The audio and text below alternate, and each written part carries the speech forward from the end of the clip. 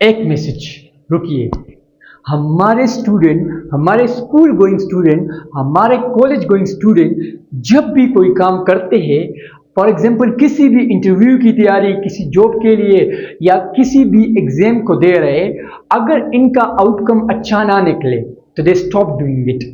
But take this line from me dear student कि Edison ने जब ये बल्ब इजाद करना था तो उसने 999 एक्सपेरिमेंट किए थे और उसके ये सारे एक्सपेरिमेंट फ्लॉप हुए थे।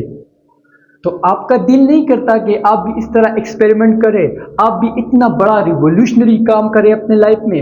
ये तभी पॉसिबल होगा डियर स्टूडेंट जब आप अपने आप को पहचानोगे, अपने अंदर जाती मारोगे। और मेरे टीचर अक्सर कहा करते हैं, जिस बंदे का पैशन और प्रोफेशन एक हो वो लंबी जिंदगी जीता है। ये लाइन मैंने इस वजह से बोली कि आप अपने आप को ढूंढें, आप देखें कि मेरा इंटरेस्ट किस चीज में है, मैं क्या कर सकता हूं, मुझ में क्या स्पेशलिटी है।